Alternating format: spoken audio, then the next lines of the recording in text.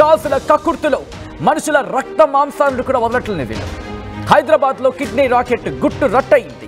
Saroor Nagar doctors కాలనీలో అలకనంద హాస్పిటల్లో అనుమతులు లేకుండా కిడ్నీ ఆపరేషన్స్ నిర్వహిస్తున్నారు. అవును, మీరు విన్నది నేనన్నది అక్షరాల నిజం. అనుమతి లేకుండా కిడ్నీ ఆపరేషన్స్ నిర్వహిస్తున్నారు. అమాయకుల్ని ఆసరాగా చేసుకుని కిడ్నీ రాకెట్ దందా నడుస్తోంది.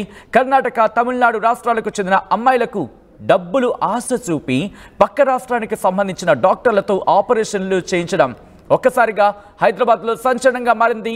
ఆసుపత్రిపై రైడ్ చేశారు ఎల్బీ నగర్ ఏసీపీ కృష్ణయ్య, రంగారెడ్డి జిల్లా హెల్త్ అధికారుల బృందం. హాస్పిటల్కు అధికారులు చేరుకునే టైంకి ఆపరేషన్ను మధ్యలో వదిలేశారు. పారిపోయారు నిర్వాహకులు, డాక్టర్లు.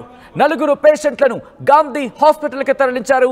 అలకనంద హాస్పిటల్ను సీజ్ చేశారు పోలీసులు అంటే అర్థం చేసుకోవచ్చు అక్కడ పరిస్థితి ఏ స్థాయిలో వెళ్ళిపోయి ఉంటుందనేది, ఎంత తీవ్రత ఉండుంటుందనేది.